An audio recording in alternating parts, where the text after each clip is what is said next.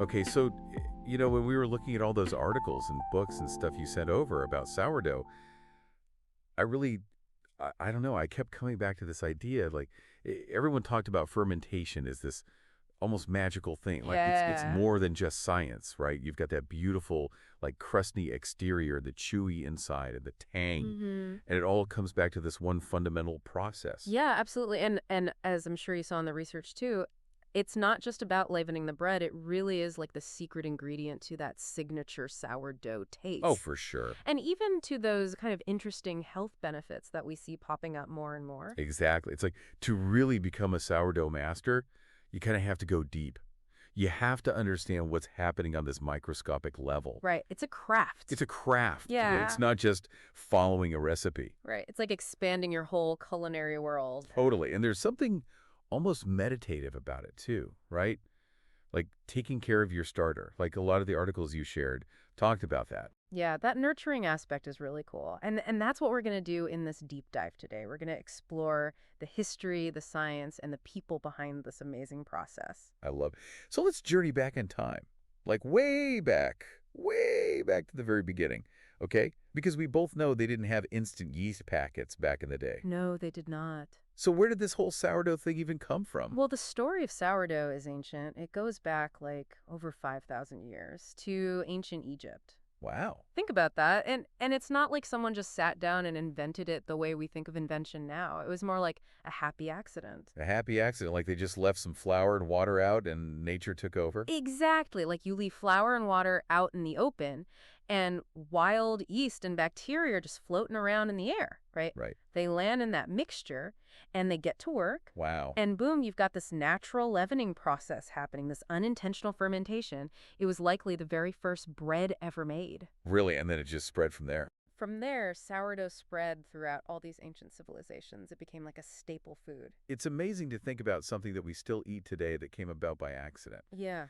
And I'm guessing as it traveled, different cultures put their own spin on it, right? Oh, yeah, absolutely. Different flours, different environments. Different techniques, different climates. Yeah, every culture adapted the process in its own way. Right. Which is why we have this huge diversity of sourdough traditions today. Wow. So fast forward a few thousand years. Now, were there any like key moments or people that really stand out in the sourdough story? Oh, definitely. Like if you think about the California Old Rush in the mid 1800s, Okay. that's a really interesting time for sourdough in America. Oh, really? Because that's when the term sourdough really became a thing. For the bread. For the bread, but also for the miners themselves. Oh, wow. So they were called sourdoughs. They were called sourdoughs. That's cool. And their sourdough starters were like gold to them. Oh, I bet. They were passed down through generations, like family heirlooms. They were guarded. They were traded. Wow. Like a lifeline out on the frontier. Exactly. And they really relied on them. That's amazing. And what about more modern times? Like, who's pushing the boundaries of sourdough today? Well, if you look at someone like Chad Robertson from Tartine Bakery, Okay. he's a big name in sourdough. He's really brought artisanal sourdough baking to the forefront. Right. I've heard of tartine. Yeah, he's all about those long fermentation times, and he really understands how that can transform the flavor and texture of the bread. I love it.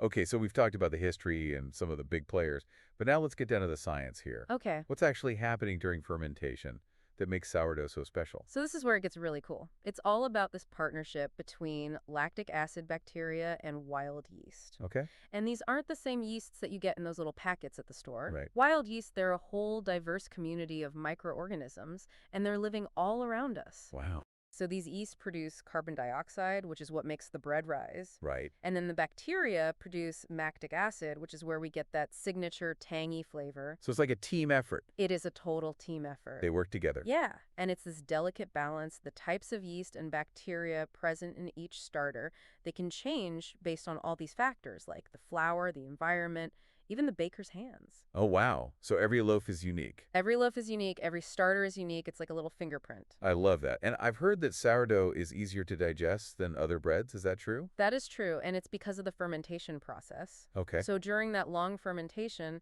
the enzymes from the bacteria and the yeast, they start breaking down those complex carbohydrates, including gluten. It's like it's partially digested already. In a way, yes. It's like pre-digestion, and that can make sourdough a lot easier on people who have sensitivities. That's amazing. And you mentioned earlier that some starters can be super old. How old are we talking? We're talking over 100 years old.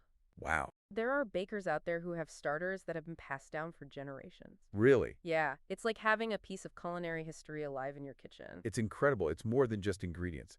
You're caring for something that's been alive for a century. Exactly. So we've covered a lot of ground here. Can we put this all into some kind of timeline, like a sourdough We timeline? can't. Let's call it a timeline of taste. Ooh, I love that. Okay, so hit me with the highlights. Okay, so first up, ancient beginnings around 3000 BC in Egypt. Okay. That's where we see sourdough emerge. And then it spreads from there throughout the ancient world. For thousands of years, this was how people made bread. Sourdough was the OG bread. It was the OG bread. Amazing. Okay, what's next? Okay, and then we move into the Middle Age. Now, sourdough is the main bread in Europe, and this is where we start to see all these regional styles develop. Each region has its own grain, its own tradition, its own unique sourdough. So like different terroirs of sourdough. Exactly, it's like wine region. That's fascinating. Okay, keep going. Then we jump to the Gold Rush era in America. That's when sourdough becomes an icon, especially in San Francisco. It's tied to the identity of the region.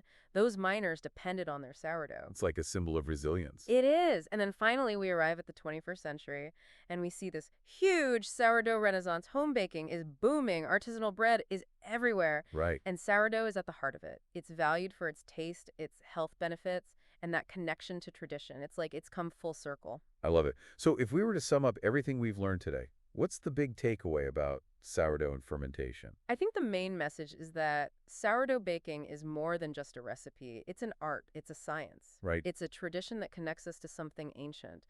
When you learn to ferment, you're not just improving your baking skills. You're joining a global community that's been going strong for thousands of years. That's beautiful. And for those of us listening who are totally inspired by all of this, what's the next step? What can we do to explore sourdough even more? Well, I would say just dive in, experiment. Try different flours, different hydration levels, different fermentation times. See what happens. Play around with it. You can create something truly unique and delicious. It's like finding your own sourdough style. Yeah, exactly. That's awesome. Well, thank you so much for taking this deep dive with us into the world of sourdough fermentation. You're welcome. We hope you learned something new, and maybe you're even feeling inspired to try it yourself. Yeah, And be sure to join us next time when we explore another fascinating topic. I can't wait. But until then, happy baking, everyone. Happy baking!